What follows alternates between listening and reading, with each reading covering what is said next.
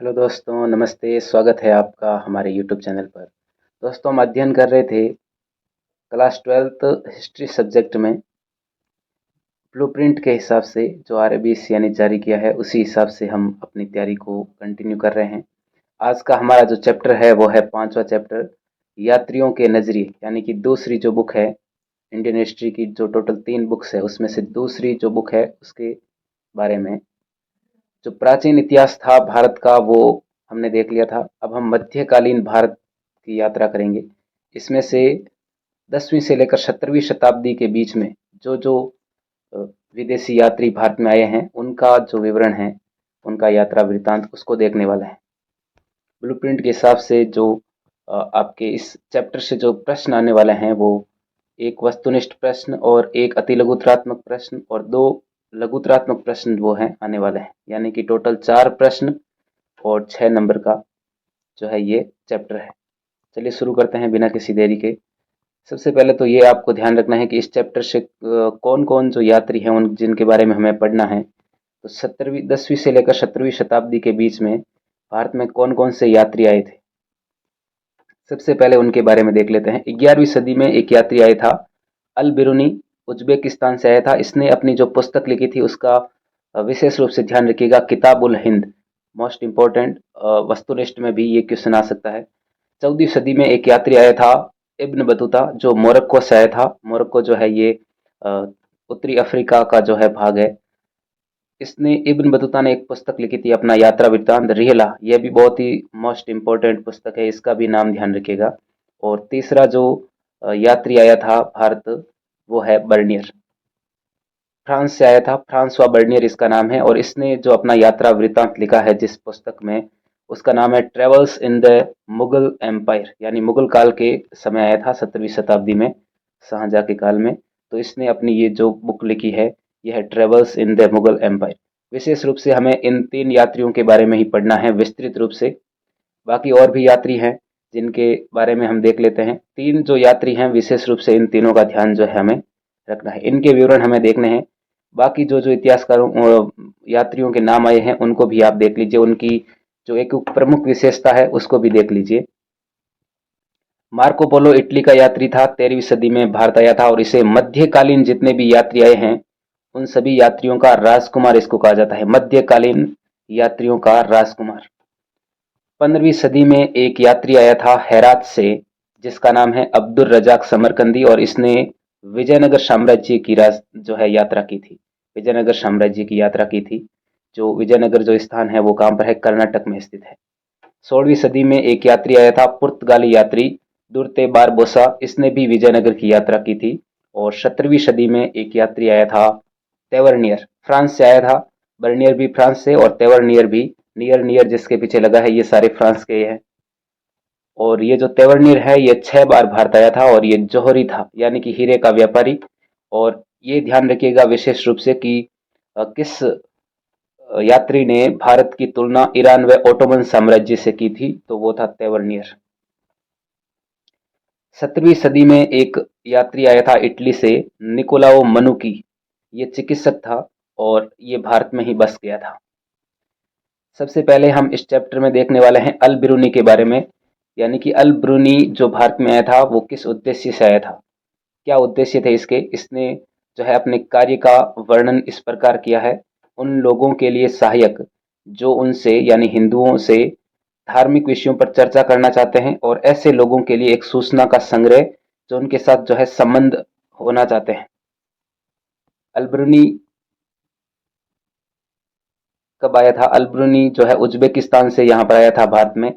और इसके जो महत्वपूर्ण प्रश्न बनते हैं उसको हम देख लेते हैं पहले, उसके बाद में इस पर आते हैं।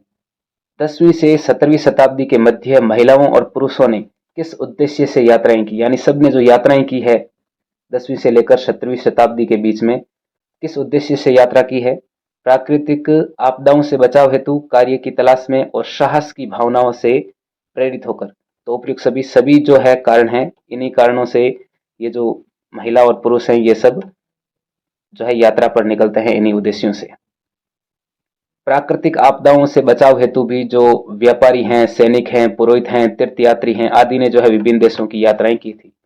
ये क्वेश्चन जो है ये आपके 50 जो शब्द होते हैं उसमें लघुतरात्मक में भी ध्यान रखिएगा कि 10वीं से 17वीं शताब्दी के मध्य महिलाओं और पुरुषों ने किस उद्देश्य से यात्राएं की। तो लिख सकते हैं हम कि विभिन्न उद्देश्यों से यात्राएं की, जिसमें 4 पॉइंट लिख सकते हैं कि प्राकृतिक आपदाओं से बचाव हेतु जो जिन जिन ने यात्रा की वो है व्यापारी, सैनिक, पुरोहित और तीर्थयात्री। इन्होंने जो है विभिन्न देशों की यात्राएं की। कार्य की तलाश में लोगों ने यात्राएं की और साहस की भावनाओं से प्रेरित होकर भी लोगों ने यात्राएं की। अभी हमने बात की थी हेरात से एक यात्री आया था जिसका नाम है अब्दुल रजाक समरकंदी। इसने 15वीं शताब्दी में भारत के किस शहर की यात्रा की? तो विजयनगर की यात्रा की थी। और इसके बाद में 11वीं सदी में अल बिरूनी किस देश से भारत आया था? तो अल बिरूनी का जो स्थान था वो था उज्बेकिस्तान। उज्बेकिस्तान से ये भारत आया था। हिंदू शब्द के बारे में थोड़ा सा लघुतरात्मक प्रश्न के रूप में ध्यान रखना। अरबी हिंदू जो शब्द है ये 5वीं-6ठी शताब्दी ईसा पूर्व में प्रयुक्त होने वाले एक प्राचीन फारसी शब्द, यानी कि ये किससे बना है? फारसी शब्द जिसका प्रयोग सिंधु नदी के पूर्व के क्षेत्र के लिए होता था से निकला है। यानी कि सिंधु नदी के आसपास का जो इलाका है इसके लिए पहले जो है हिंदू शब्द इसी से निकला है, फारसी भाषा से। अरबी लोगों ने इस फारसी शब्द को जारी रखा और इस क्षेत्र को अल हिंद तथा यहाँ के निवासियों को हिंदी कहा। निवासियों को हिंदी कहा और इस क्षेत्र को क्या कहा? अल हिंद। अरबी निवासियों ने। कालांतर में तुर्कों ने सिंधु से पूर्व में रहने वाले लोगों को हिंदू कहा। किसने कहा? हिंदू किसने कहा? तुर्कों ने कहा था हिंदू। और उनके निवास क्षेत्र को क्या नाम दिया? हिंदुस्तान कहा तुर्कों ने। और उनकी भाषा को नाम दिया हिंदवी। आज हम बोलते हैं हिंदी भाषा। इनमें से कोई भी शब्द लोगों की धार्मिक पहचान का द्योतक नहीं है। इस शब्द का धार्मिक संदर्भ में प्रयोग जो है बहुत बाद की बात है। यानी हम बोल रहे हैं हिंदुस्तान हिंदुओं का देश है, तो ये धार्मिक संदर्भ की जो बात है ये बहुत आगे की बात है। इब्न बतूता कहाँ का निवासी था? इब्न बतूता मोरक्को से आया था। आप विशेष रूप से इन प्रश्नों पर ध्यान दीजिए। सारे जो प्रश्न हैं इन्हीं में से उठाए गए हैं, इसमें से भी ले लिए। ये तो मैंने ऐसे ही साथ में लगाए हैं ताकि आप ये देख सको, क्योंकि ज्यादातर बच्चे जो है इन पर ध्यान नहीं देते हैं, तो इसके लिए ये साथ में है। तो मोरक्को, अभी हमने बात की उत्तर अफ्रीका जो देश है, अफ्रीका का उत्तरी भाग का ये राज्य है मोरक्को। वहां से आया था कौन? Ibn Battuta. बर्नियर ने भारत की यात्रा कब की थी? 17वीं शताब्दी में बर्नियर ने भारत की यात्रा की थी। 17वीं शताब्दी में शाहजहां के काल में 1656 में यहाँ आया था। 12 साल रहा था। इसकी हम चर्चा करेंगे आगे। बर्नियर कहाँ का निवासी था? बर्नियर फ्रांस का निवासी था, जिसका नाम ही क्या है? नाम में ही फ्रांस है, फ्रांसवा बर्नियर। अल बिरूनी का जन्म कहाँ पर हुआ था? उज्बेकिस्तान का एक स्थान है ख्वारिज्म प्रांत में इसका जो है जन्म हुआ था 973 ईस्वी में।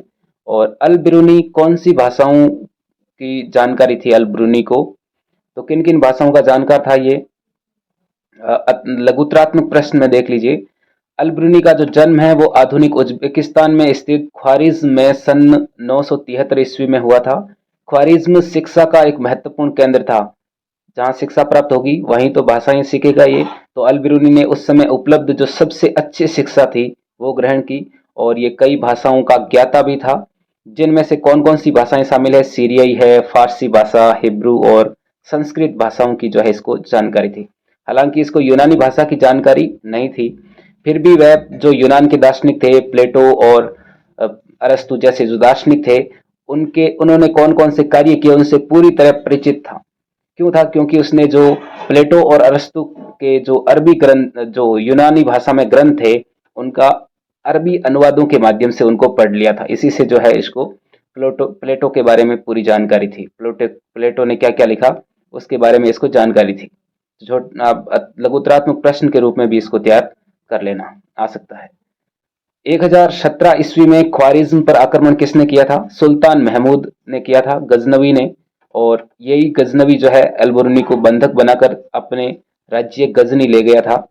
गजनी में रहते हुए अल बिरूनी की किस देश के प्रति रुचि विकसित हुई? तो वहां से ये भारत के प्रति जो है इसकी रुचि विकसित हुई थी अल बिरूनी की, और ये वहां से भारत की तरफ भी आया था। गजनवी के साथ ही आया था, सुल्तान महमूद के साथ ही आया था। अल बिरूनी ने भारत में रहते हुए किन किन विषयों का ज्ञान प्राप्त किया? तो अल बिरूनी ने भारत में क्या क्या ज्ञान प्राप्त किया? तो ब्राह्मण पुरोहितों और विद्वानों के साथ कई वर्ष बिताए इसने। जब ब्राह्मण पुरोहित लोग तो संस्कृत भाषा का ही ज्यादा जो है प्रयोग करते हैं, धर्म और दर्शन की बातें करते हैं, तो संस्कृत दर्शन और धर्म का जो है इसने ज्ञान प्राप्त किया यहाँ भारत में रहते हुए। किताबुल हिंद किसकी पुस्तक है, विशेष रूप से ध्यान रखिएगा। किताबुल हिंद, या इसको हम बोल सकते हैं तहकीक हिंद, इसका नाम दूसरा है तहकीक हिंद। इसी किताब को क्या कहते हैं, तहकीक हिंद। इस पुस्तक के जो लेखक थे वो कौन थे, अल बिरूनी, जो उज्बेकिस्तान से आए थे। किताबुल हिंद पुस्तक की भाषा कौन सी है, तो किताबुल हिंद की जो भाषा है वो है अरबी भाषा।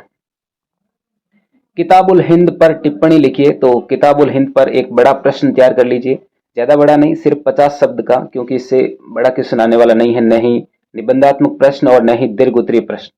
तो किताबुल हिंद अल बिरूनी की पुस्तक है, ये तो हमें पता ही है। तो ऐसी ऐसी लाइनें बनाकर ही पॉइंट वाइज लिखना है।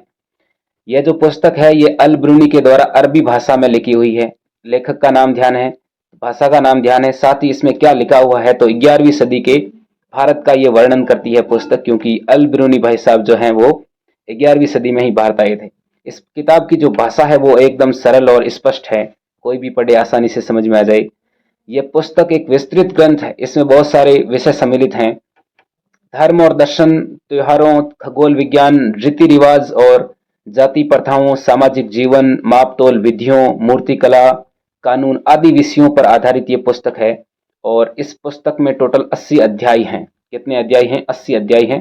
छोटे प्रश्न के रूप में भी यहाँ से ध्यान रखिएगा, यदि ऐसा प्रश्न नहीं बने तो यहाँ से ऐसे ध्यान रखना कि अल बिरूनी की जो पुस्तक है किताबुल हिंद, उसमें कितने अध्याय हैं, कितने पार्ट हैं, कितने चैप्टर हैं, तो 80 जो चैप्टर हैं वो इसमें हैं और अरबी भाषा में लिखी गई है। प्रत्येक अध्याय में जो 80 अध्याय हैं उसमें से प्रत्येक अध्याय में एक विशिष्ट शैली का प्रयोग हुआ है। विशिष्ट शैली का प्रयोग जो है अल बिरूनी की पुस्तक में हुआ है।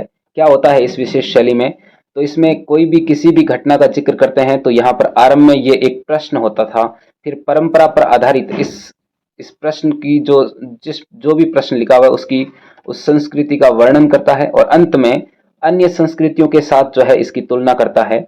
इस प्रकार इस पुस्तक की जो लेखन शैली है वो किस प्रकार की है, तो लेखन शैली एक विशिष्ट शैली है, यानी कि आलोचनात्मक शैली है, यानी किसी की तुलना करते हुए उसकी बुराई करता है, लेकिन बुराई करने वाली जो होती है वो है आलोचनात्मक शैली। और अल बिरूनी भाई साहब जो हैं ये भारतीय समाज में सुधार भी करना चाहते थे। एक प्रश्न है, अल बिरूनी को भारतीय उपमहाद्वीप को समझने में कौन कौन सी बाधाएं आई थी, यानी जब ये भारत आया था तो इसको कौन कौन सी परेशानियां हुई यहाँ पर भारत को समझने में। तो सबसे पहली समस्या इसको यह थी संस्कृत भाषा की बाधा। हालांकि अभी हमने देखा कि अल बिरूनी को संस्कृत भाषा का ज्ञान था, लेकिन वो पहले नहीं था। जब भारत में आया, पुरोहितों से मिला, ब्राह्मणों से, तो फिर इसको जो है संस्कृत भाषा इसने सीखी धीरे धीरे। तो शुरुआत में आया था तब संस्कृत भाषा की समस्या जो है इसके सामने थी। उसके बाद में विभिन्न धार्मिक विश्वास और प्रथाओं को समझने की बाधा, यानी धार्मिक जो विश्वास था यहाँ पर वो अलग ही था, यहाँ का धर्म जो है उसको समझने में इसको जो है कई साल लग गए यहाँ पर।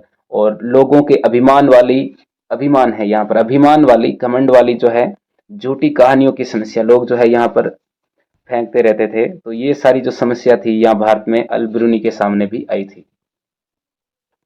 अल बिरूनी को भारत का यात्रा वृतांत लिखने में जो ये अभी कठिनाइयां आई थी, इसका समाधान इसने किस तरह किया था अल बिरूनी ने, तो इसको भी एक लघुत्रात्मक प्रश्न के रूप में तैयार कर लेते हैं। अल बिरूनी को भारत का यात्रा वृतांत लिखने में आई जो कठिनाइयां थी उसके समाधान के लिए, सॉल्यूशन के लिए इसने क्या क्या किया, तो उसने सबसे पहले तो संस्कृत भाषा को सीखा यहाँ पर, और ब्राह्मणों ने जो जो संस्कृत भाषा में ग्रंथ लिखे हैं उनका अध्ययन किया और भारतीय समाज को समझा इसने।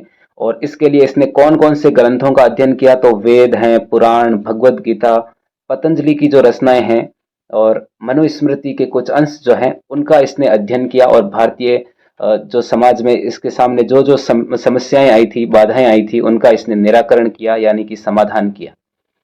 अल बिरूनी ने जो है यहाँ पर भारत की जाति व्यवस्था का जो वर्णन किया है, किस प्रकार किया है, उसको देख लेते हैं। अल बिरूनी ने जो है ब्राह्मणों द्वारा जो दी गई वर्ण व्यवस्था या जाति व्यवस्था थी, इसको स्वीकार किया था। इसने बताया था कि भारत में जो है 4 वर्ण हैं, ब्राह्मण, क्षत्रिय, वैश्य और शूद्र। इनके अनुसार वैश्य और शूद्र के बीच में अधिक अंतर नहीं था।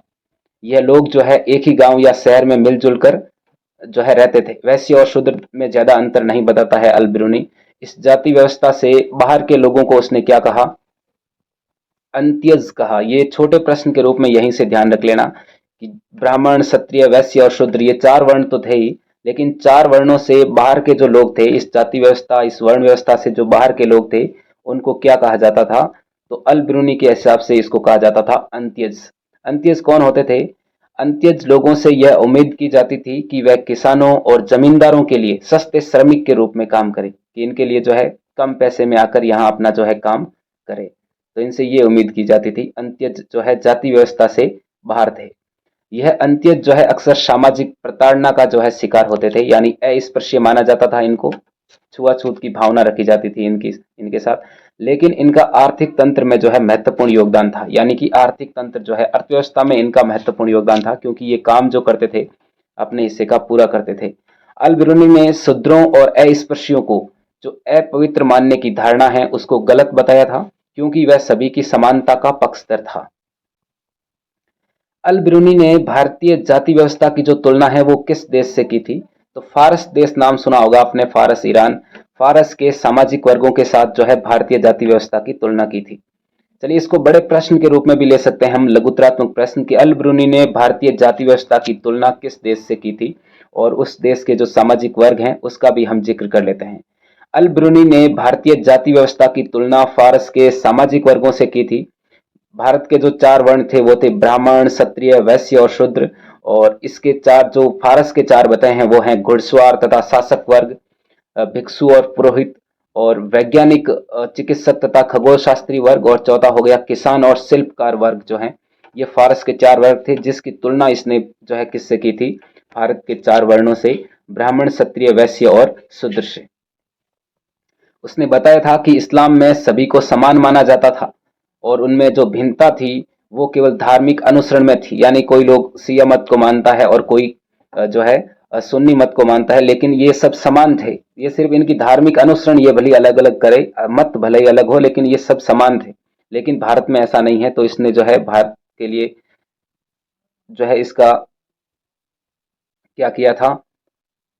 आलोचना जो है इसकी की थी, क्योंकि इसकी जो शैली थी, लेखन शैली, वो क्या थी? आलोचनात्मक लेखन शैली थी इसकी। तो किसी की तुलना करते हुए ये उसका क्या करता था? उसकी बुराई भी करता था। ऐसा किस यात्री ने लिखा है कि मैंने अपने घर को ऐसे ही छोड़ दिया जैसे पक्षी अपने घोंसलों को छोड़ देते हैं? बहुत ही शानदार क्वेश्चन। घोंसले से निकलता पक्षी जो है ये रिहला किताब में लिखता है। कौन है ये? Ibn Battuta. इब्न बतूता क्या कहता है? अपने जन्म स्थान तंजर से मेरा प्रस्थान जो है वो गुरुवार को हुआ, यानी मैं घर से कब निकला? गुरुवार को। मैं अकेला ही निकल पड़ा, बिना किसी साथी या यात्री, या फिर मैं किसी कारवां के जिसकी टोली में मैं शामिल हो सकूं, मतलब किसी के साथ नहीं था, मैं अकेला था। लेकिन अपने अंदर एक अभिप्रभावी आवेग और इन प्रसिद्ध पुण्य स्थानों को देखने की इच्छा जो लंबे समय से मेरे हृदय में थी, से प्रभावित होकर जो है मैं घर से निकला। इसलिए मैंने अपने प्रियजनों को छोड़ जाने का जो है निश्चय किया, दृढ़ निश्चय किया, और अपने घर को ऐसे ही छोड़ दिया जैसे कोई पक्षी जो है अपने घोंसलों को छोड़ देते हैं।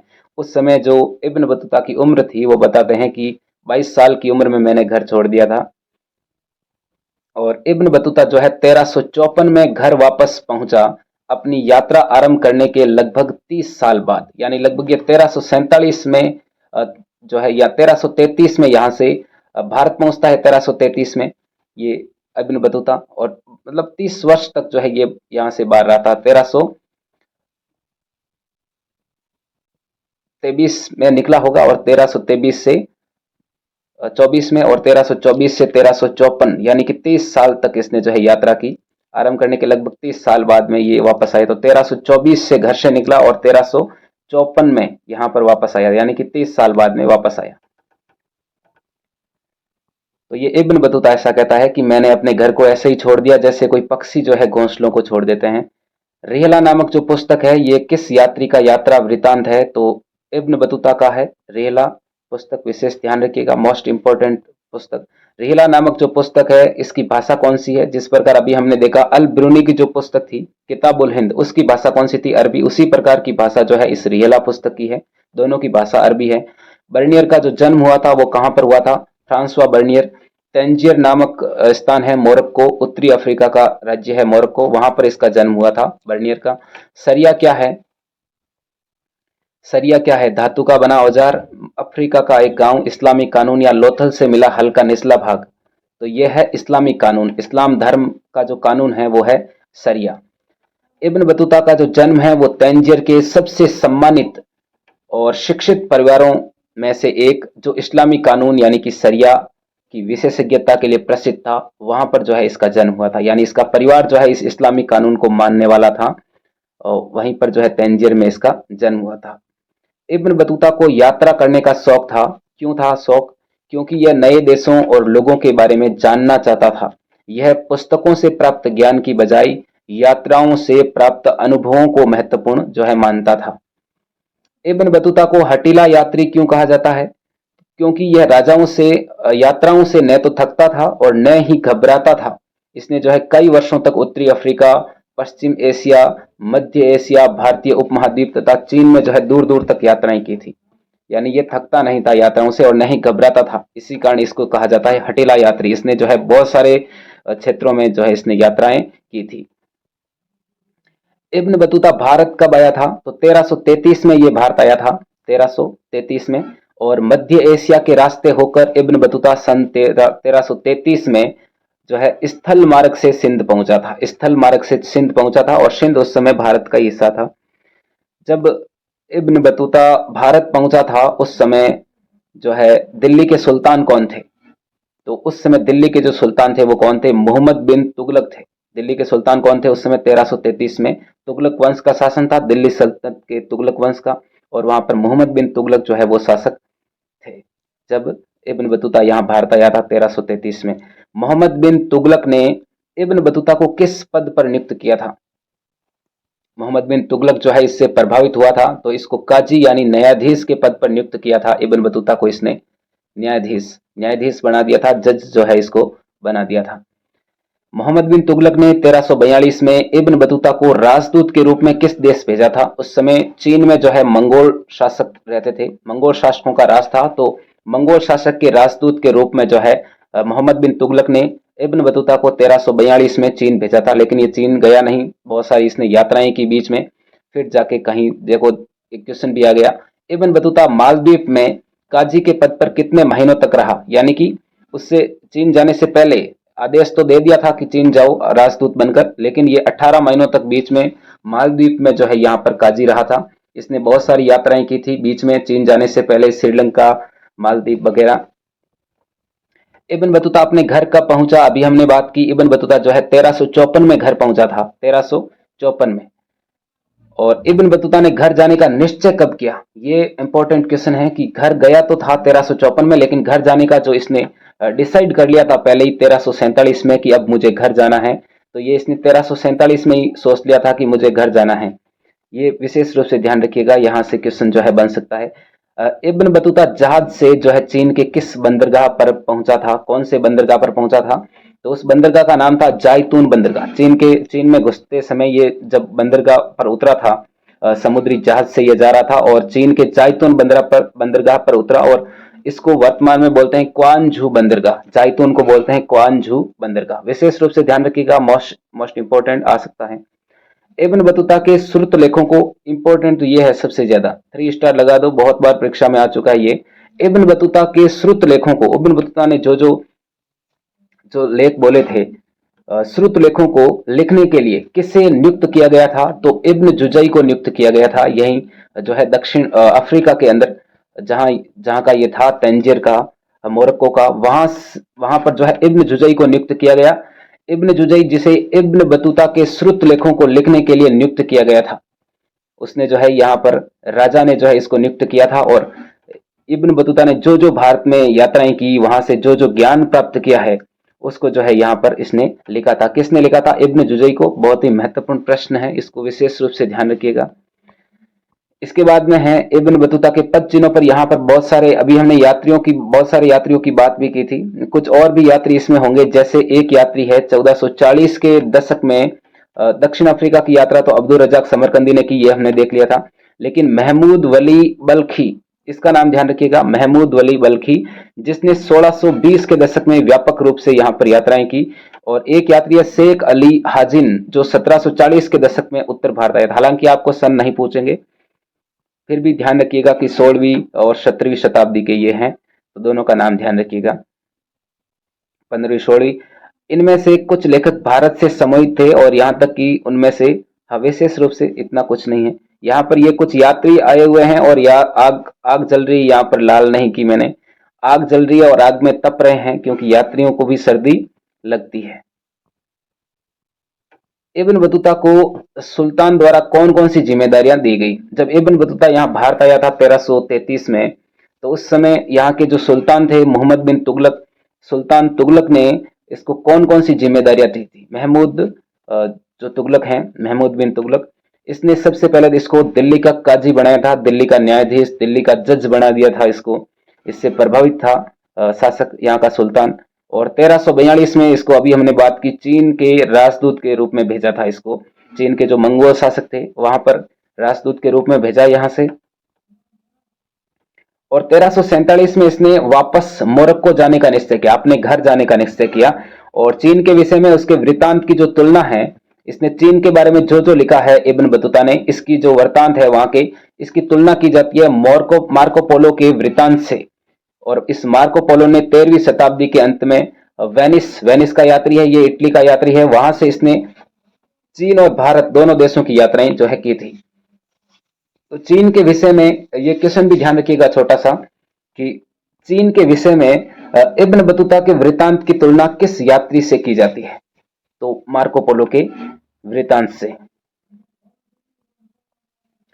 मोरक्को के स्थानीय राजा ने जो है इब्न बतूता के यात्रा अनुभवों को लिखने के लिए किसे नियुक्त किया था? अभी हमने बात की, इब्न जुजई को जो है नियुक्त किया था यात्रा अनुभव लिखने के लिए, इसको जो है नियुक्त किया था। अभी हमने एक क्वेश्चन देखा था,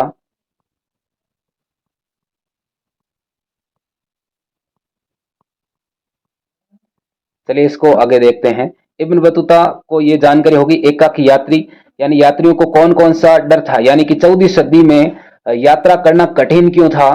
तो इसके संबंधित ये है प्रश्न कि हर समय लुटेरों का खतरा रहता था, क्योंकि लूटने वाले भी बहुत सारे थे, तो यात्रा करना कठिन था। यदि लुटेरे हैं तो घर से बाहर कौन निकले, एक देश से दूसरे देश कौन जाए, क्योंकि लुटेरों का डर रहता था। और ये इसी कारण ये क्या करते थे, कारवां बनाकर जो है चलते थे, यानी लोग जो है साथ में मिलकर जाते थे। मुल्तान से दिल्ली की यात्रा में लुटेरों ने जो है इन पर आक्रमण भी किया था, ऐसा कहते हैं कौन? इब्न बतूता, कि जब मैं मुल्तान से दिल्ली जा रहा था तो लुटेरों ने मुझ पर आक्रमण भी कर दिया था, तो यात्रा करना कठिन था। यात्री को घर की याद भी सता सकती थी और यात्री बीमार भी पड़ सकता था। इसी से संबंधित ये कहानी है, आप इसको जरूर पढ़िएगा। लंबी यात्रियों के दौरान जो है ये किस तरह आतुर रहते थे, घर की याद भी इनको आती थी, है ना। इब्न बतूता के अनुसार यात्रा समय किस राज्य, मतलब कहां से कहां तक जाने में, मुल्तान से दिल्ली जाने में कितना समय लगता है, कितने दिन में जो है इसकी यात्रा हो जाती थी? तो 40 दिन में। सिंध से दिल्ली 50 दिन में, दौलताबाद से दिल्ली और 40 दिन में, और ग्वालियर से दिल्ली 10 दिन में जो है यात्रा हो जाती थी। इस प्रकार के प्रश्न हालांकि नहीं पूछे जाते, लेकिन फिर भी थोड़ा बहुत जो है एक बार नजर इस पर घुमा लेनी चाहिए। वे दो भारतीय वस्तुएं कौन सी है जिससे इब्न बतूता के पाठक अपरिचित थे? यानी इब्न बतूता जो अपने देश से आया था, वहां पर ऐसी दो वनस्पतियां नहीं थी, यानी नारियल और पान। इसके विषय में जो इब्न बतूता के पाठक थे वहां के अफ्रीका के, वो लोग इसके बारे में नहीं जानते थे।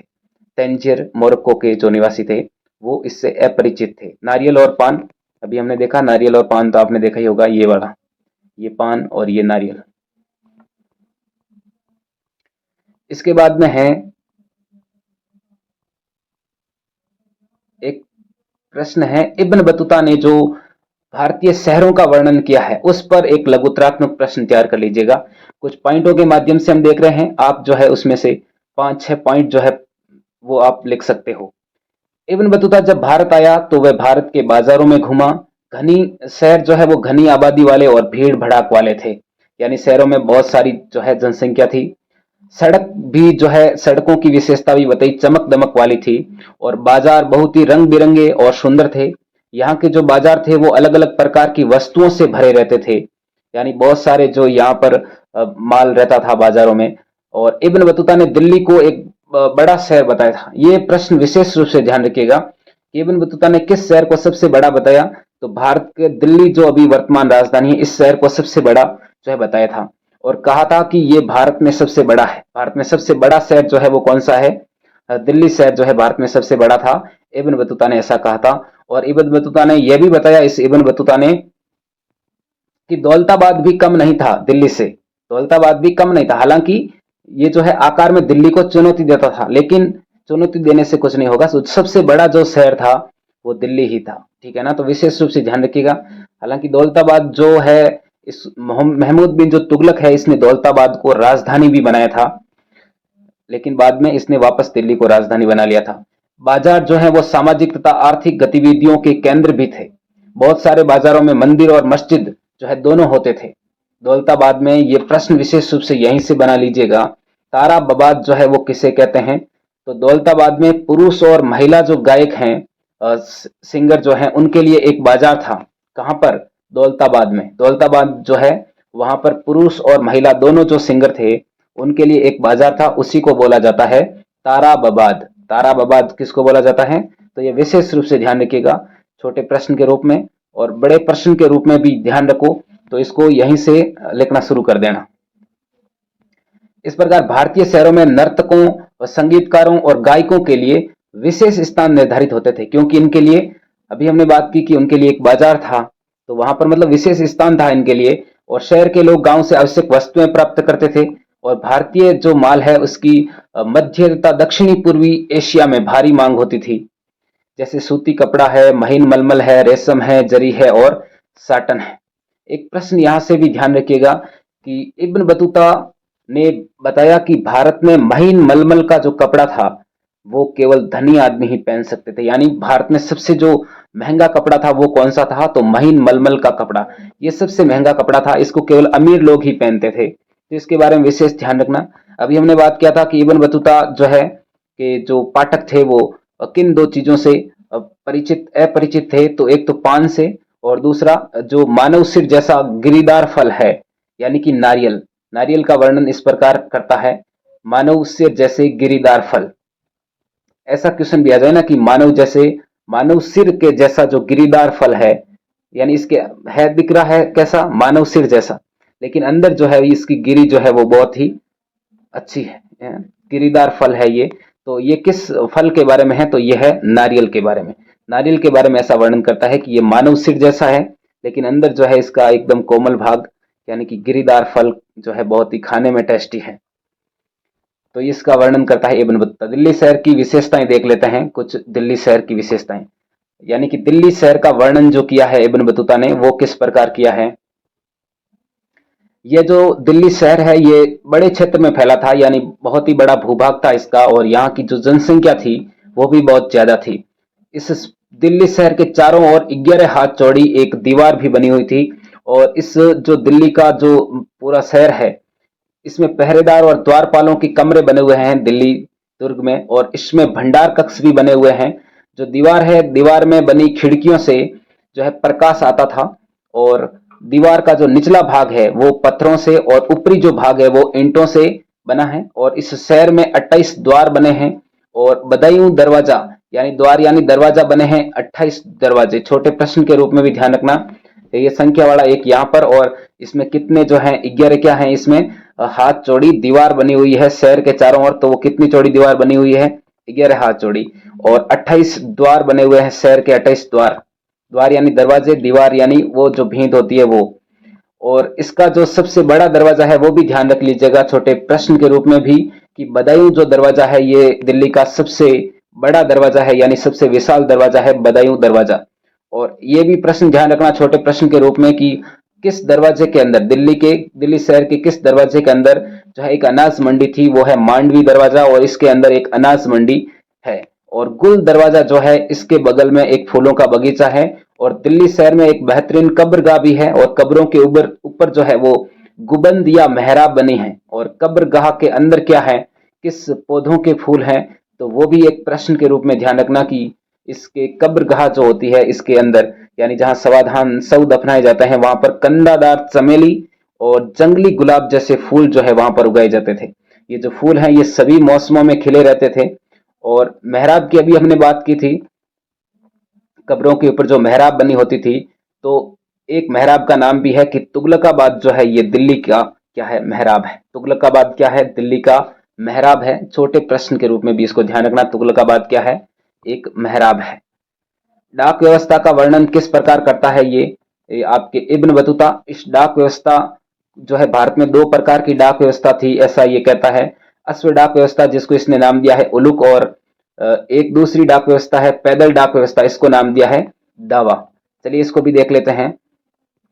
बाजार में संगीत, अभी हमने बात की थी ताराबाद के बारे में, तो ताराबाद के बारे में एक बड़ा प्रश्न तैयार कर लेना यहां से कि दौलताबाद में पुरुष और महिला गायकों के लिए एक बाजार है जिसे ताराबाद कहते हैं। यह सबसे विशाल और सुंदर बाजारों में से एक है और यहाँ बहुत सी दुकानें हैं और प्रत्येक दुकान में एक ऐसा दरवाजा है जो मालिक के आवास में खुलता है, यानी उस जो कमरे का मालिक है उसके मालिक के जो घर है वहां तक खुलता है। और दुकानों को कालीनों से सजाया गया है। कालीन यानी कि दुकानों को जो है दरियां बिछाई गई है वहां पर। और इस दुकान के मध्य में एक झूला भी है, झूलने के लिए झूला है, और जिस पर गायिका जो है वो बैठती है। वह गायिका जो प्रसिद्ध जो प्रमुख जो होती है गायिका सिंगर, वो उस झूले पर बैठती है और वह सभी प्रकार की भव्य वस्तुओं से जो है सजी होती है गायिका। और उसकी जो सेविकाएं होती है, दासियां जो होती है इस गायिका की, वो उसे झूला झुलाती है। इस प्रकार करके आप जो है इस प्रश्न को 50 शब्द तक जो है कर सकते हो। मोस्ट इंपॉर्टेंट जो लगते हैं, क्योंकि ताराबाद पर जो है एक प्रश्न बन सकता है। मोस्ट इंपॉर्टेंट प्रश्न कौन से, वो अभी हम देखने वाले हैं। इसके बाद में देखिए इब्न बतूता द्वारा भारतीय संचार प्रणाली का वर्णन। इसने जो है संचार प्रणाली का वर्णन किस प्रकार किया है, यानी अभी हमने देखा जो डाक व्यवस्था थी, इसने बताया कि दो प्रकार की यहाँ पर डाक व्यवस्था थी। एक अश्व डाक व्यवस्था, छोटे प्रश्न के रूप में दोनों को ध्यान रखना। इसने जो है अश्व डाक व्यवस्था को क्या नाम दिया था, तो टेक्निकल जो वर्ड है वो है उलुक। इसने अश्व डाक व्यवस्था को कहा था उलुक, यानी कि घोड़ों के माध्यम से किसी के पास सूचना पहुंचाना, संचार की जो पद्धति है वो है अश्व डाक व्यवस्था। और दूसरी है पैदल डाक व्यवस्था, कोई पैदल चलकर कोई सूचना पहुंचाए किसी के पास तो वो है, उसे बोलते थे दावा। पैदल डाक व्यवस्था दावा और अश्व डाक व्यवस्था उलुक। इसके बाद में एक प्रश्न है कि इब्न बतूता भारतीय डाक प्रणाली की कार्य कुशलता को देखकर चकित क्यों हुआ। इसी संचार प्रणाली से संबंधित भी डाक व्यवस्था को देखकर कौन सा, एक तो यात्री आश्चर्यचकित हुआ था, तो वो भी ध्यान रखिएगा। इब्न बतूता जो है इस भारतीय डाक प्रणाली की कार्य कुशलता को देखकर आश्चर्यचकित हुआ था, छोटे प्रश्न के रूप में। और क्यों हुआ था, तो इसको भी देख लीजिए। इससे व्यापारियों के लिए कम समय में लंबी दूरी तक सूचना भेजने और वस्तु का मूल्य भेजना जो है संभव हो गया। कोई भी सूचना भेजो, चाहे किसी भी चीज का वापस जो है उसका मूल्य भेजो, पैसा भेजो, तो ये आसान हो गया इस व्यवस्था से। और इस डाक प्रणाली से गुप्तचरों की जो खबरें हैं वो सुल्तान तक बहुत ही कम टाइम में जो है पहुंच जाती थी। जैसे सिंध से दिल्ली तक की यात्रा में सामान्यतः कितने दिन लगते हैं, 50 दिन लगते हैं सामान्यतः कोई भी यात्री यात्रा करे, लेकिन इस पैदल डाक व्यवस्था के माध्यम से केवल 5 दिन लगते थे। इतनी फास्ट थी, मतलब तो घोड़ों से भी फास्ट बताई है इसने पैदल डाक व्यवस्था को। व्यापारियों को प्रोत्साहित करने के लिए राज्य क्या जो है उपाय करता था, व्यापारियों को प्रोत्साहित करने के लिए राज्य विशेष उपाय करता था। लगभग जो सभी व्यापारिक मार्ग हैं वहां पर धर्मशाला स्थापित करता था और विश्राम गृह जो है वो बनाए जाते थे, ताकि यहाँ पर विश्राम भी कर सके और खाना पानी भी जो है कर सके, रह सके यहाँ पर। एक प्रश्न पीछे छूट गया था 37वां, उसको देख लेते हैं। भारत पहुंचने से पूर्व इब्न बतूता ने किन किन देशों की जो है यात्राएं की थी, यानी जब ये भारत आया था 1333 में, उससे पहले भी इसने कुछ यात्राएं की होगी। तो 1332-33 में भारत के लिए प्रस्थान करने से पूर्व वह मक्का की तीर्थ यात्रा पर गया था। मक्का की तीर्थ यात्रा करने के बाद में ये सीरिया, इराक, फारस, यमन, ओमान और पूर्वी अफ्रीका के कई तटीय व्यापारिक बंदरगाहों की जो है वो यात्रा कर चुका था। और मध्य एशिया के रास्ते होकर इब्न बतूता जो है सन 1333 में स्थल मार्ग से यहाँ पर सिंध पहुंचा था। ये भी स्थल मार्ग कब से आ रहा है इसको भी ध्यान रखिएगा, किस मार्ग से आया था। ऑप्शन में स्थल मार्ग, जल मार्ग ऐसे कुछ आए, तो स्थल मार्ग का विशेष रूप से ध्यान रखिएगा। और फिर जो है इसने दिल्ली की यात्रा की थी, सिंध से ये दिल्ली आया था 1333 में। और उस समय दिल्ली का जो सुल्तान था वो था मोहम्मद बिन तुगलक। इब्न बतूता के अनुसार दास प्रथा का वर्णन, यानी कि इसने दासों की क्या स्थिति बताई है भारत में, तो दासों पर एक लघुतरात्मक प्रश्न तैयार कर लीजिएगा। भारत के बाजारों में दास जो है वो किसी भी वस्तु की तरह खुले आम बेचे जाते थे, या इन्हें भेंट के रूप में जो है दिए जाते थे, यानी सेवक ऐसे ही मिल जाते थे। खुलेआम दासों की बिक्री होती थी वहां पर। इन दासों को सामान्यतः घरेलू कार्यों के लिए रखा जाता था। घर में किसी प्रकार का कार्य करना है तो दास खरीद कर लेके आ जाते थे। और इन दासों की जो तुलना है, दासों की तुलना में जो है दासियों की कीमत क्या होती थी, कम होती थी। कुछ दासियां संगीत व गायन में निपुण होती थी, जो शुभ अवसरों पर जो है अपनी कला का प्रदर्शन करती थी। सुल्तान अपने अमीरों पर नजर रखने के लिए किसकी नियुक्ति करते थे? छोटे प्रश्न के रूप में यहां पर भी ध्यान रखिएगा। सुल्तान जो है यानी शासक जो हैं, वो अपने अमीरों पर नजर रखने के लिए किसकी नियुक्ति करते थे? तो दासियों को नियुक्त करते थे। और महिला सफाई कर्मचारी जो है वो बिना बताए घर में आकर सुल्तान को सूचना जो है दे सकती थी। अधिकतर दासियों को हमले या अभियानों के दौरान जो है जबरदस्ती प्राप्त किया जाता था। जो परिवार दास दासियों को रखने में समर्थ होते थे वो कम से कम एक या दो दास तो रख ही लेते थे। जब इब्न बतूता सिंध पहुंचा था ना, तो उसने मोहम्मद बिन तुगलक के लिए जो है भेंट स्वरूप घोड़े, ऊंट और दास खरीदे थे। और जब इब्न बतूता मुल्तान पहुंचा तो उसने गवर्नर को मुल्तान के गवर्नर को किशमिश, बादाम और एक दास और साथ ही एक घोड़ा जो है वो भेंट किया था।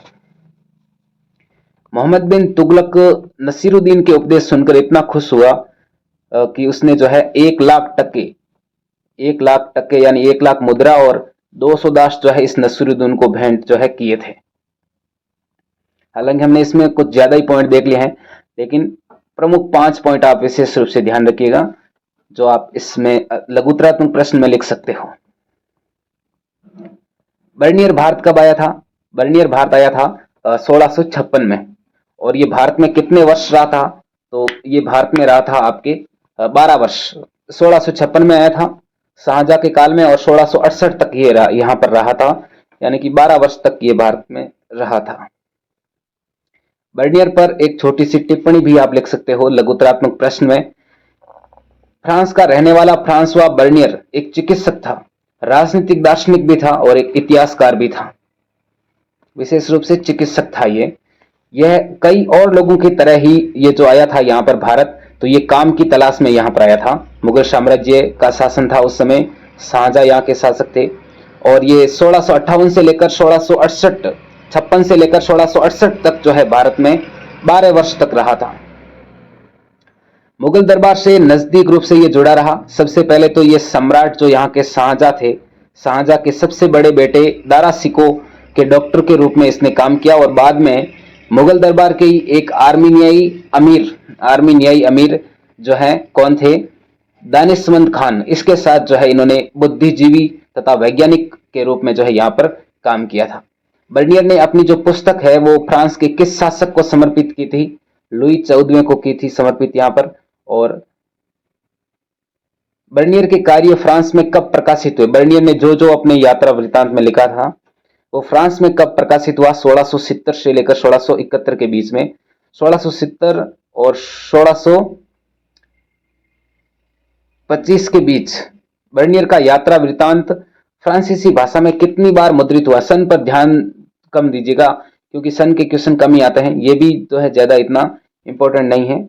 यहाँ पर कुछ और था, हालांकि अब देख लेना। 1670 से 75 के बीच बर्नियर का जो यात्रा वृत्तांत है वो फ्रांसीसी भाषा में कितनी बार पुनर्मुद्रित हुआ था? तो 8 बार जो है यहाँ पर प्रकाशित हो गया था। यानी फ्रांसीसी भाषा में इसके जो पुनर्मुद्रण हुआ है इसका 8 बार हुआ है और अंग्रेजी भाषा में 3 बार हुआ है। तो वही 2 प्रश्न ध्यान रखने थे यहाँ पर, ये मैंने एक्स्ट्रा ऐसे जोड़ दिया। हालांकि ये थोड़ा बहुत इंपॉर्टेंट है।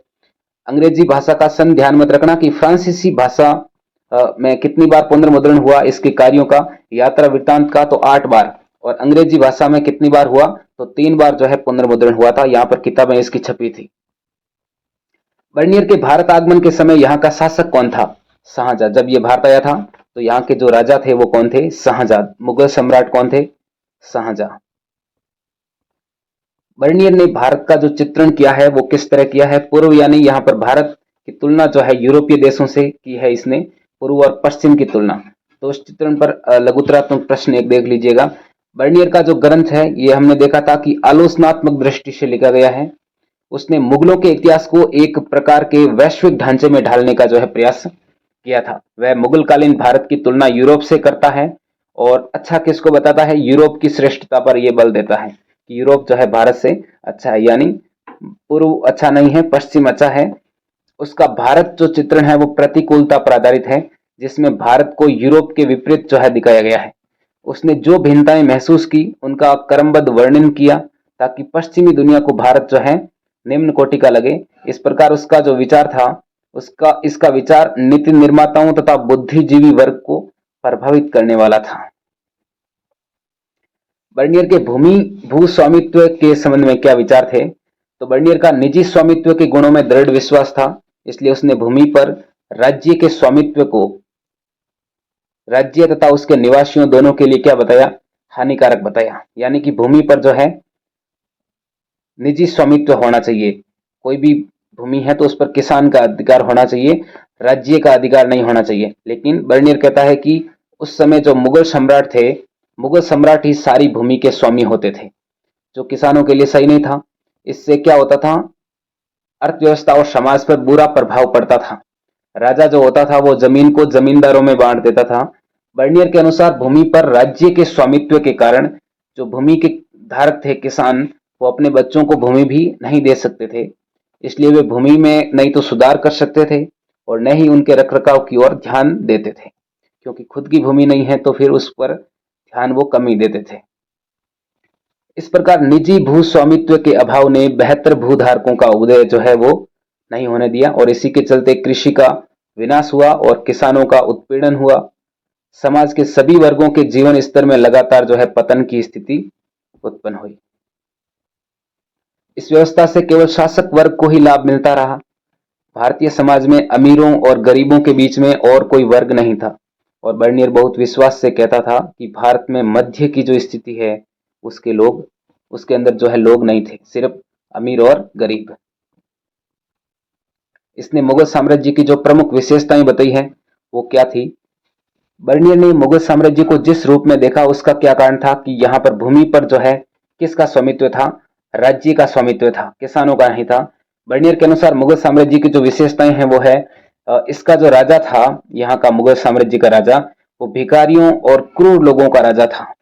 इसके शहर और नगर पूरी तरह से नष्ट हो चुके थे और यहाँ पर जो हवा थी वो खराब हो चुकी थी, यानी खराब हवा से दूषित था ये शहर। और इसके खेत जो थे वो झाड़ीदार और घातक दलदल से भरे थे, यानी यहाँ पर खेती भी जो है वो नहीं होती थी। और एक भी सरकारी जो मुगल दस्तावेज है वो यह नहीं बताता कि भूमि का एकमात्र स्वामी राजा ही था, यानी खुद जो राज्य है वो नहीं कहता कि हम ही भूमि के स्वामी हैं। राजत्व का पारिश्रमिक सिद्धांत क्या है? अकबर का एक दरबारी कवि था अबुल फजल। अबुल फजल जो है भू राजस्व को, भूमि से जो टैक्स मिलता है उसको बोलता है राजत्व का पारिश्रमिक। क्या होता है? जो राजा द्वारा अपनी प्रजा की सुरक्षा के बदले लिया जाता था, यानी कि राजा प्रजा की सुरक्षा कर रहा है, इसके बदले में टैक्स ले रहे हैं, यह है राजत्व का पारिश्रमिक। न कि अपनी स्वामित्व वाली भूमि पर लगान के रूप में, यानी कि जो राज्य की जो कंट्रोल में भूमि है, राज्य के स्वामित्व वाली जो भूमि है, उस भूमि पर टैक्स नहीं लगा रहे हैं, हम तो जनता की सुरक्षा कर रहे हैं, इसके बदले में टैक्स ले रहे हैं। ये क्या है? राजत्व का पारिश्रमिक सिद्धांत। बर्नियर ने 18वीं शताब्दी से यूरोपीय विचार को किस प्रकार प्रभावित किया? यूरोपीय विचारकों को किस प्रकार प्रभावित किया? यूरोपीय जो विचारक थे, एक है मॉन्टेस्क्यू और एक है कार्ल मार्क्स, इन दोनों को किस प्रकार प्रभावित किया? तो इसका एक विचार है कि मुगल काल में जो सारी भूमि है उसका स्वामी कौन है? सम्राट। और लोगों का भूमि पर निजी स्वामित्व जो है नहीं था, जिससे भूमि में सुधार लाने वाले वर्ग का अभाव था। यानी कि भूमि पर किसान का अधिकार नहीं है तो भूमि में सुधार लाने वाला जो वर्ग है वो वहां पर नहीं था, यानी उसका अभाव था। इस विचार ने जो है फ्रांसीसी दार्शनिक मॉन्टेस्क्यू को प्रभावित किया था और उसने इस विचार का प्रयोग जो किया है वो किया है निरंकुशवाद के सिद्धांत को विकसित करने में, कि वहां पर जो है कितना निरंकुश शासक रहा होगा, जहां पर किसानों को जो है उनकी जमीन भी नहीं दी जाती, जिसके अनुसार एशिया में लोगों को गरीबी और दासता की स्थितियों में रखा जाता था। यानी कि वहां पर एशिया, इस पूरे महाद्वीप में क्या होता है, जो लोग थे वो क्या थे? गरीबी और दास की स्थिति में थे। यानी कि गरीब तो थे ही, साथ में वो राजा के क्या होते थे? सेवक, यानी दास की तरह रहते थे, क्योंकि जमीन जो है पूरी राज्य के कंट्रोल में रहती थी। एक विचार ने बर्नियर के जो इस विचार एक विचार है उसको किसने प्रभावित किया था, मतलब उस विचार ने एक कार्ल मार्क्स को भी प्रभावित किया है। उसने इस विचार को एशियाई उत्पादन शैली के सिद्धांत के रूप में आगे बढ़ाया। उसने ये तर्क दिया था कि भारत में उपनिवेशवाद से पहले अधिशेष का अधिग्रहण राज्य द्वारा होता था, यानी कि उपनिवेशवाद जब भारत बना था, अंग्रेजों का उपनिवेश बना था, गुलाम बना था, उससे पहले यहाँ पर जो है मुगल साम्राज्य, जो यहाँ पर जो भी किसानों का बचता था वो अधिग्रहण कौन कर लेता था, राज्य कर लेता था। इससे एक ऐसे समाज का जन्म हुआ जो बड़ी संख्या में स्वायत्त तथा समतावादी ग्रामीण समुदायों से बना था, और इन समुदायों पर जो नियंत्रण होता था वो किसका होता था, राज दरबार का नियंत्रण होता था। यानी कि अंग्रेज तो अत्याचार बाद में करते ही थे, लेकिन उससे पहले ये मुगल जो हैं, मुगल जो हैं ये आपके, ये भी अत्याचार जो है इन पर करते थे। ये कहना किसका है, आपके कार्ल मार्क्स का। तो कार्ल मार्क्स और मॉन्टेस्क्यू दोनों ही जो है ये क्या हुए थे, इनसे प्रभावित हुए थे बर्नियर के विचारों से। बर्नियर के अनुसार मुगल साम्राज्य में शिल्पों और शिल्पकारों की क्या स्थिति थी, विरोधाभासी स्थिति थी इनकी। बर्नियर के विवरण मुगल साम्राज्य को निरंकुश दिखाते हैं और साथ ही एक अधिक जटिल सामाजिक सच्चाई की ओर भी संकेत करते हैं। जैसे शिल्पकारों को अपने उत्पादों को बेहतर बनाने के लिए राज्य जो है कोई प्रोत्साहन नहीं देता था, क्योंकि मुनाफा जो होता था, लाभ, उसको राज्य हड़प लेता था। इसलिए उत्पादन के स्तर में लगातार जो है कमी आ रही थी। पूरे विश्व से बड़ी मात्रा में बहुमूल्य जो धातुएं हैं वो भारत में आती थी, क्योंकि यहाँ के उत्पादों का सोने और चांदी के बदले जो है निर्यात होता था, यानी सोना और चांदी भारत में आता था, और यहाँ से बड़ी मात्रा में जो है यहाँ से जो अन्य उत्पाद हैं, कपास हैं, ये कहां से, भारत से बाहर जाते थे। और लंबी दूरी के व्यापार में लगे एक व्यापारिक समुदाय के अस्तित्व को भी जो है स्वीकार करता था बर्नियर। लास्ट में देख लेते हैं सती प्रथा जो है वो, उस पर देखेंगे अभी। उससे पहले बर्नियर ने मुगलकालीन शहरों को क्या संज्ञा दी थी। छोटे प्रश्न के मोस्ट इंपोर्टेंट प्रश्न विशेष रूप से ध्यान रखिएगा। बर्नियर ने जो मुगलकालीन शहरों को संज्ञा दी है वो क्या है, शिविर नगर। ये जो नगर हैं शिविर नगर, ये जो मुगलकालीन शहर हैं ये क्या है, सिर्फ शिविर है। राजा का जो शिविर होता है वो शिविर यानी कैंप, इसको कहा है कैंप सिटी। दोनों नाम ध्यान रखिएगा, शिविर नगर। शिविर नगर पर एक टिप्पणी भी लिख सकते हो संक्षिप्त लघुतरात्मक प्रश्न के रूप में। कुछ पॉइंट देख लेते हैं, 4 पॉइंट। 17वीं शताब्दी में जनसंख्या का लगभग 15% भाग जो है वो कहां पर रहता था, मुगलकालीन शहरों में रहता था। और बर्नियर मुगलकालीन शहरों को क्या कहता है, शिविर नगर। बर्नियर मुगलकालीन शहरों को क्या कहता है, शिविर नगर। यहां से एक प्रश्न विशेष रूप से, क्योंकि यह जो नगर है ये राज दरबार के आने से नगर बन जाता है, यानी राजा जब भी किसी स्थान पर अपना दरबार लगाता था तो ये नगर बन जाता था, यानी शहर बन जाता था। और जब राजा अपना यहाँ से राज दरबार उठा लेता था तो ये नगर भी क्या हो जाता था, खत्म हो जाता था। यानी राजा के राज दरबार के होने से ही ये क्या है, नगर है। जिस प्रकार मुगल कालीन नगर अपने अस्तित्व और बने रहने के लिए राज के शिविर पर निर्भर थे, इस प्रकार ये मुगल कालीन जो नगर थे ये सिर्फ मतलब राजा का जब दरबार लगता है यानी शिविर लगता है कहीं पर, तो तभी ये नगर बनते थे। और वह ये भी कहता है, और भी कई प्रकार के नगरों का वर्णन करता है जो अस्तित्व में थे। कौन कौन से नगर थे, राज के शिविर के अलावा उत्पादन जो केंद्र है, व्यापारिक नगर है, बंदरगाह नगर है, धार्मिक जो केंद्र है और तीर्थ स्थान आदि को भी यह नगर कहता है। एक प्रश्न ध्यान रखिएगा कि पश्चिमी भारत में व्यापारियों के समूह को क्या कहा जाता था। मोस्ट इंपोर्टेंट प्रश्न, महाजन जो है, महाजन कहा जाता था व्यापारियों के समूह को। सती प्रथा के किन तत्वों ने बर्नियर का ध्यान अपनी ओर खींचा। मोस्ट इंपोर्टेंट परीक्षा में बार बार आने वाला जो प्रश्न है वो ये है, लघुतरात्मक प्रश्न के रूप में विशेष रूप से ध्यान रखिएगा। इस बार मॉडल पेपर में भी है ये प्रश्न। तो सती प्रथा के किन तत्वों ने बर्नियर का ध्यान अपनी ओर खींचा था, अर्धवार्षिक में भी आया था। यह एक क्रूर प्रथा थी, इसके बारे में बर्नियर कहता है ये जो सती प्रथा थी ये बहुत ही ज्यादा क्रूर थी। इसमें जिसमें विधवा को अपने पति की चिता के साथ जो है जलाया जाता था। विधवा अपनी इच्छा से सती नहीं होती थी बल्कि उसे सती होने के लिए जो है विवश किया जाता था। बाल विधवाओं के प्रति भी लोगों के मन में जो है सहानुभूति नहीं थी। छोटी छोटी बच्चियां जो हो जाती थी उनको भी जला देते थे, उनके प्रति भी जो है कोई सहानुभूति नहीं थी। और सती होने वाली महिला की चीखें भी किसी का दिल जो है पिघला नहीं पाती थी। इस प्रकार इस प्रक्रिया में जो है ब्राह्मण और घर की जो बड़ी महिलाएं थी वो भी क्या करती थी, सहयोग करती थी। इस प्रकार इस चैप्टर से जो प्रश्न आने वाले हैं वो हैं आपके 4 और 3 2-2 नंबर के, और एक वस्तुनिष्ठ जो प्रश्न है आप तैयार कर लीजिएगा विशेष रूप से। एक वस्तुनिष्ठ और एक हो गया अति लघुतरात्मक और 2 हो गए लघुतरात्मक। इससे बन गए 4 और इससे 1 और इससे 1, यानी कि 6 नंबर का पेपर। 6 नंबर जो है पक्के समझिए।